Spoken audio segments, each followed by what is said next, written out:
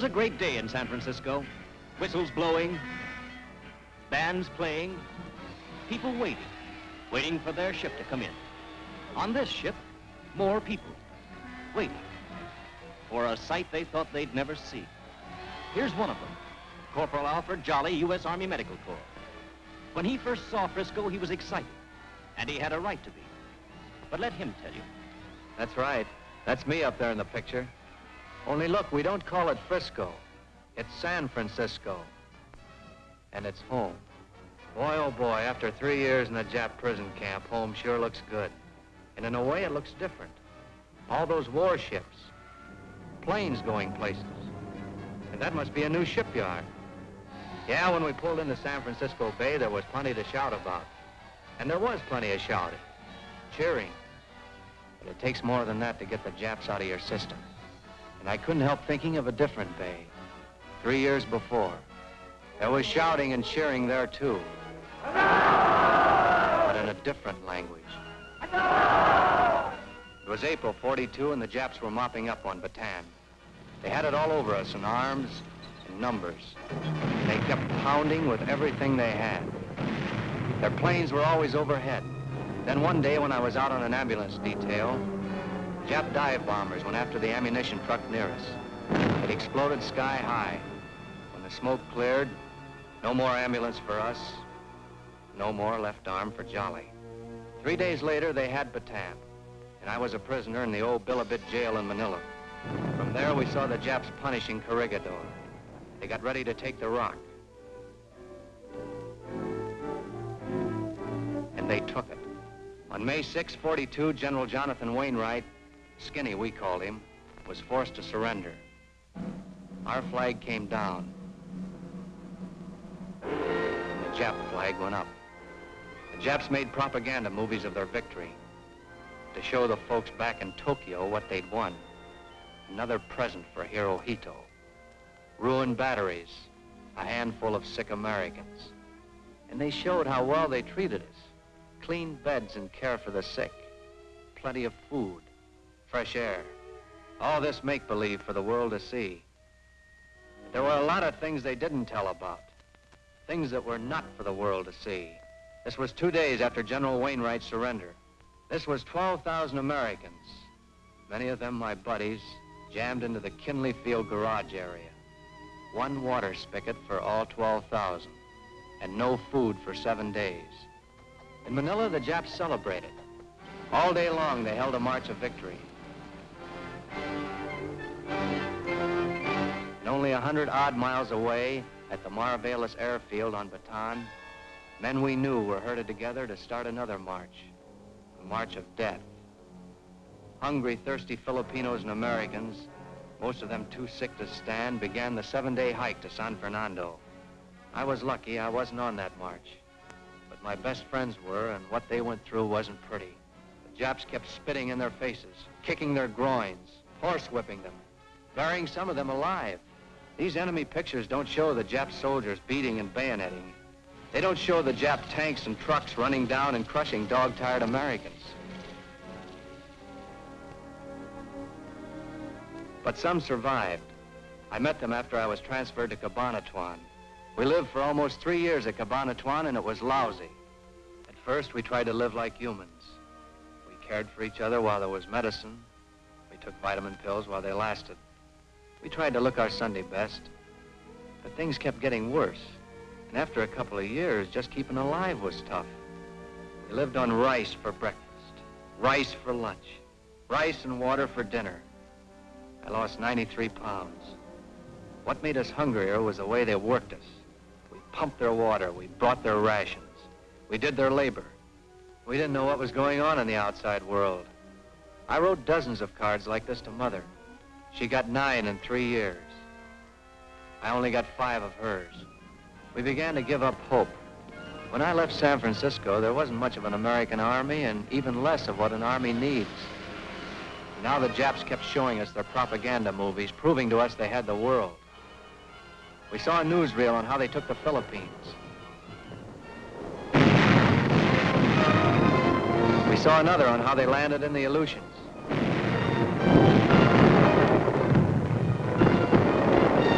We saw their strength. For all we knew, they might be sitting in California and Colorado. Then one day we saw planes, American planes, back over the Philippines.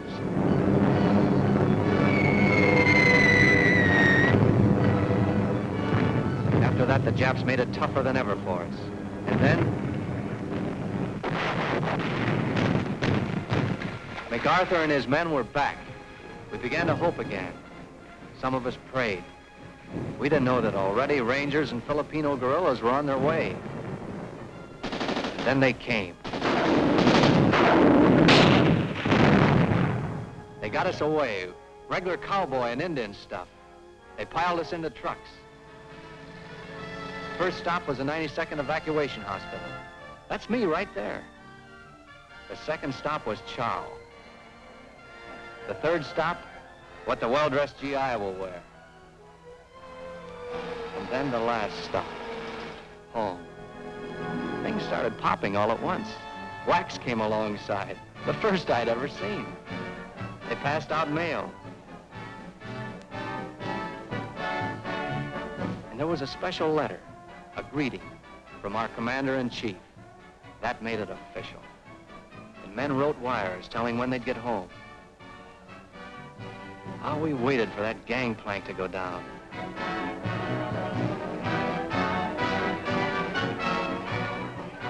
Funny the way we worried back in prison camp if anyone was remembering us. There was someone for everyone. That's Gaston and his wife. He was our first sergeant in the prison. Then, well, that's me and my mom. It was a big day in San Francisco. Even the kids out to cheer and wave. I waved right back. They looked swell. There was one detour, the hospital. After that, there were a lot of things I wanted to do right away. I wanted to walk down Market Street again, and I did. I wanted to take a good look at the old high school, and I did. Back home, I wanted to hit the sack without a worry, and I did. And Mom wanted something too. She wanted to show me the scrapbook she had kept since I'd left for the Philippines. She had put in just about everything that mentioned me or my outfit. There was one clipping I liked best, and I'll remember it longest. Because for me and for the rest of us, this meant freedom.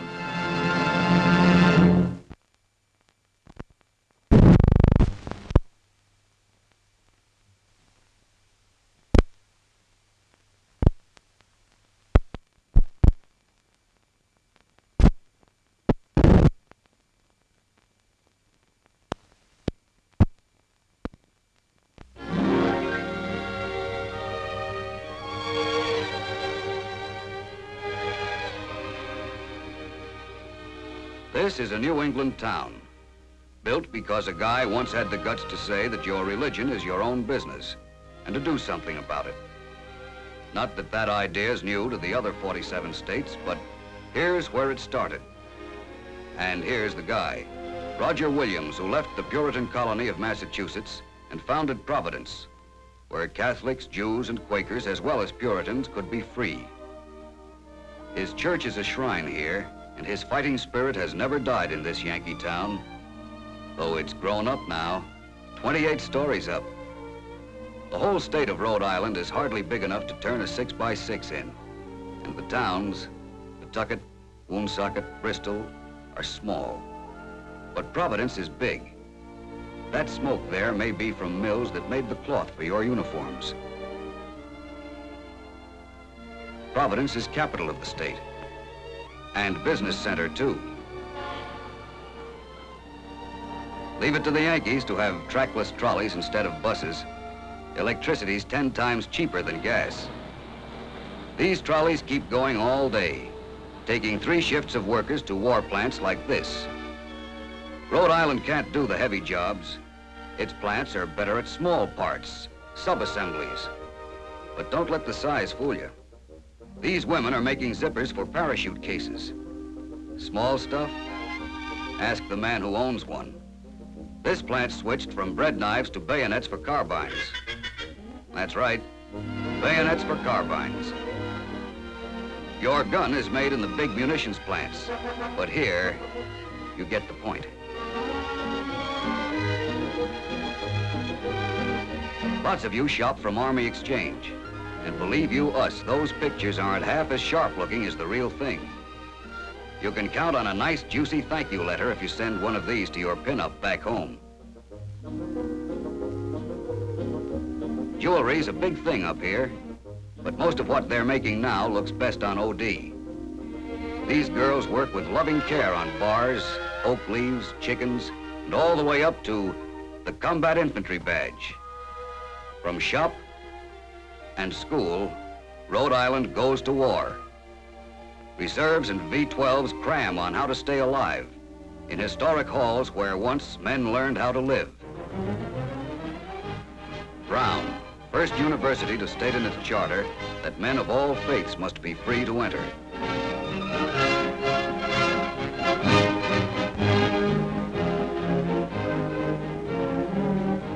But peacetime life isn't all gone. With parents out at war plants, kids all over the country have run wild. But not here. Boys' clubs are a Providence standby, and they've doubled their efforts now.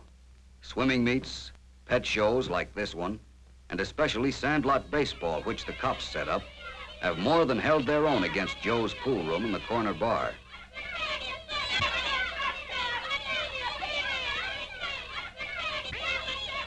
Watch his low one, Sonny. Advice from Tim O'Neill, famous old Providence coach. All kinds of kids learning to get to first base for themselves, carrying on the way Roger Williams hoped they would.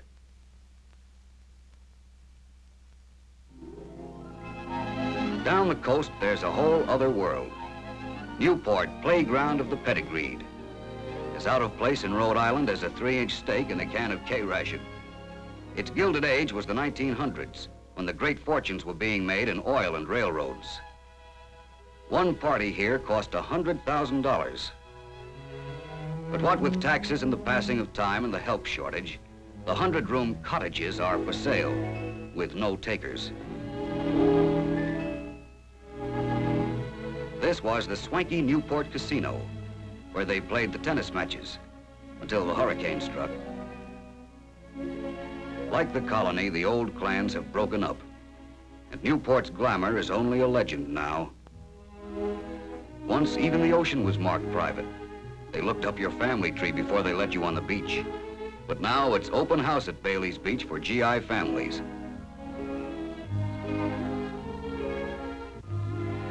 Newport's a Navy town. The training station dates from the Civil War. After Pearl, the Blue Jacket population went sky high. Here's a housing project built for service families. They're more like the year-round residents. For though it's a resort and a Navy base, Newport's a small town, too.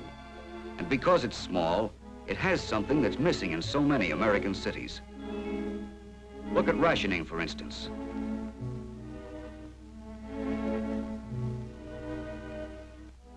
Maybe this man's been overcharged, or maybe he's wrong. Important thing is that here he can straighten it out across the table from his neighbors.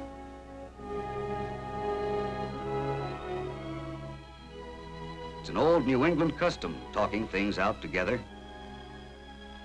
It started in town meetings back in the 1600s. Here's a public bull session on how to bring new industry to the town, or whether to push local housing plans.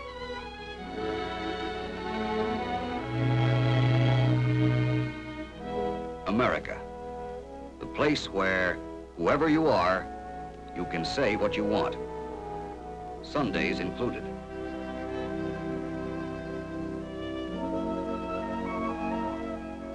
Leaving Quaker meeting, going to Mass, hearing the first reader, taking communion, or listening to the words of the Torah. So many names for the same thing. All historic churches. President George Washington visited this congregation in 1790.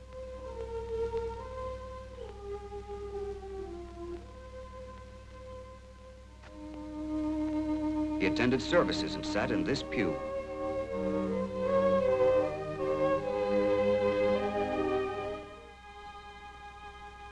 winning the fight for ideas such as these goes on across Narragansett Bay in the Naval War College, where top brass from all services goes back to school. Here, 4 stripers and Army and Marine colonels dope things out with an admiral. Just in from combat, they study recent Pacific strategy working as a team so that you and the men at this base can come home that much earlier. They're ready, and workers from Spokane to Mobile are racing the clock to get their ships ready so that they can pitch in with you. By the time you see this picture, these men will be in the Pacific, on that tin can lying off your island, or on the battle wagon down the bay, or in a PT boat. Up at Melville, at the torpedo station, is where the PTs train.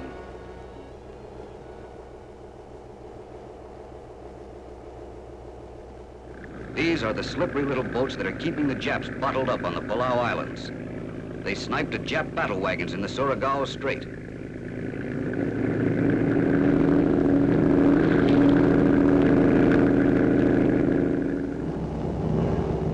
These are the PTs that now, as you move north for the kill, will be on the go after enemy supply ships.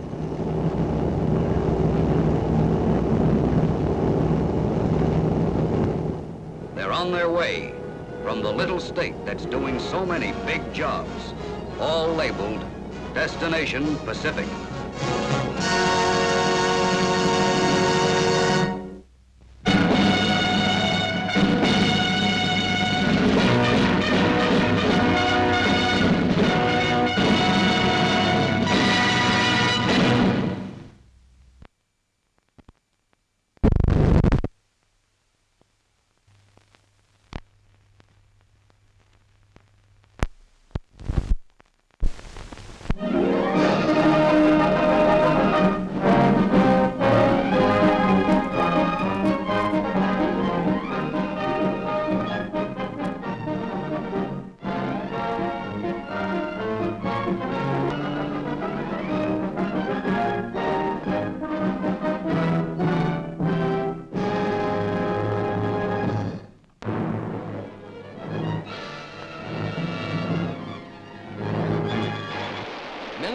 In the Philippines, United States Navy fighters and bombers in clashing low-level attacks on Japanese shipping in Mindanao Harbor.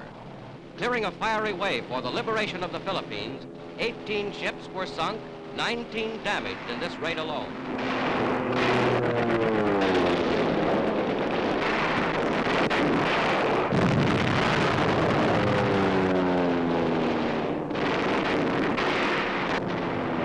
An anti-aircraft tower is blasted. Enemy planes are hit.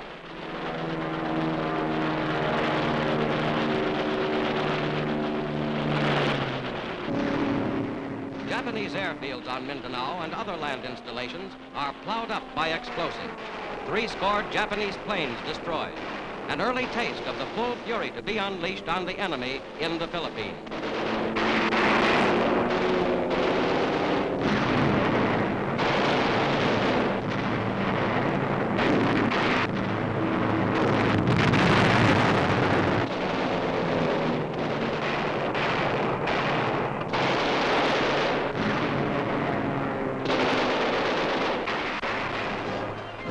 Landing operations in the Philippines, striking first at Leyte Island, have now been undertaken by the largest ocean-going amphibious force in history, led by Admiral Halsey. Here are General Jonathan Wainwright and some of his men who were captured in the Japanese invasion of the Philippines 2.5 years ago. They are still prisoners.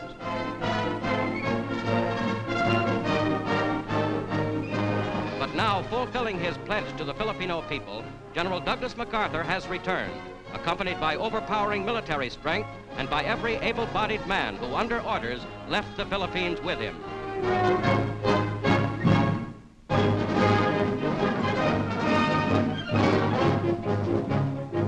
At an American Red Cross packing center, parcels of food for Allied prisoners of war in German camps are prepared in large quantities for shipment overseas. Each box contains biscuit, cheese, tinned meats, raisins, cigarettes, and other items, scientifically planned to fill out a healthful diet on the basis of enemy prisoner of war food rations for 1 week.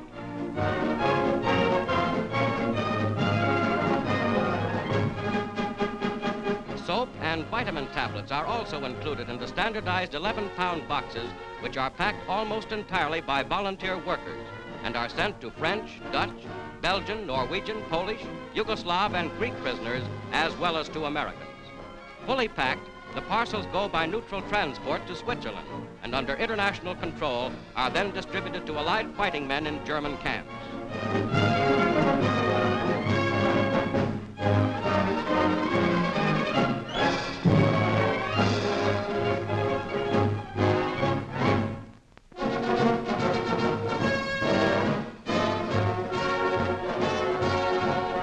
The Military Academy of Montevideo, Uruguay completes its 59th year, and President Juan Jose Amatziga arrives for formal ceremonies marking the anniversary.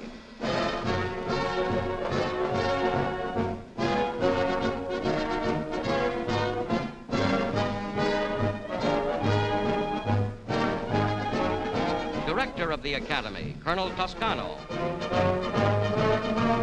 President Amatziga. Defense Minister Campos.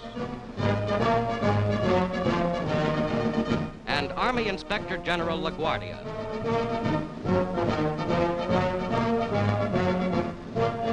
Top-ranking cadets are honored.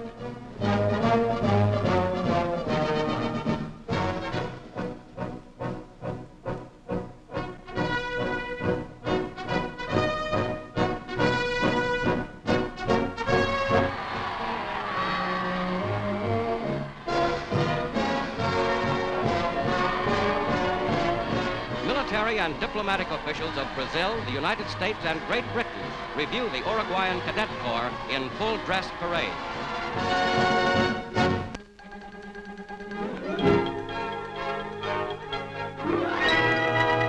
A triumph of mathematical and mechanical skill is this great new automatic calculator at Harvard University.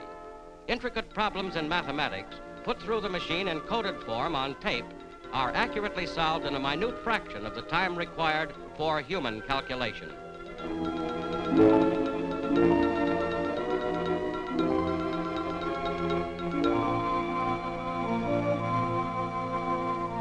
Designed to expedite all forms of mathematical and scientific research, the giant mechanical brain will work for the United States Navy until war's end.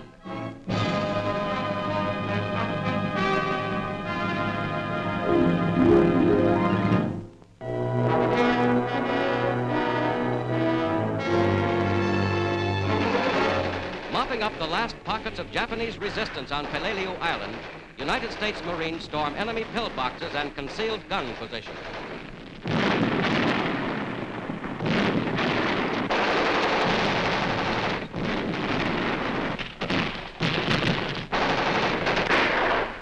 Stiff fighting along a jungle ridge. A Japanese comes into the open, throws a yard-long grenade before being hit.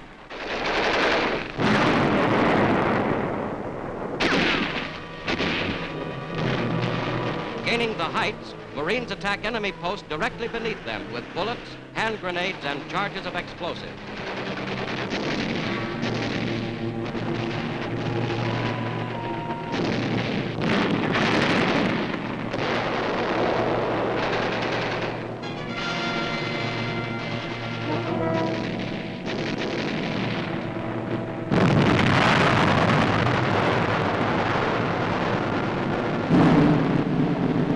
American flag is raised over Marine headquarters on Peleliu, stepping stone to the Philippines.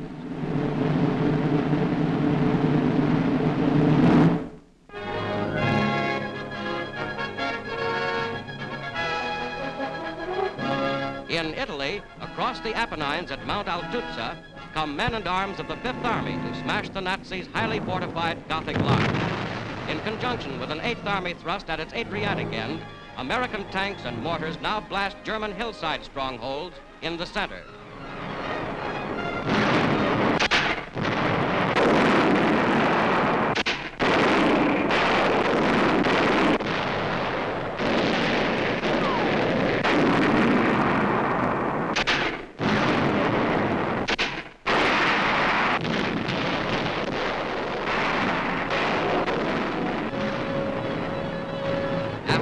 7 days, the Germans are driven almost entirely out of their fixed defense positions.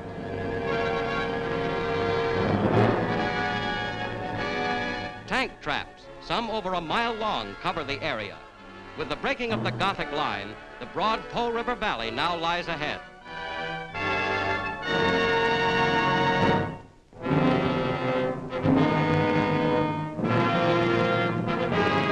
The great French port of Brest, after 46 days of fighting, finally falls to United States troops.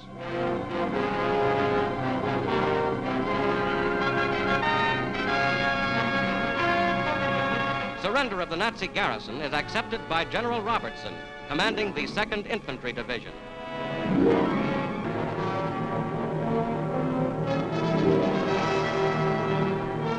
Leading his dog, General Ramke, German commandant at Brest, gives himself up. Prisoners are marched off to detention camps. By holding out here at Brest, as in every French port, the Germans gained time for their retreat to the Siegfried Line, but they were foredoomed to failure.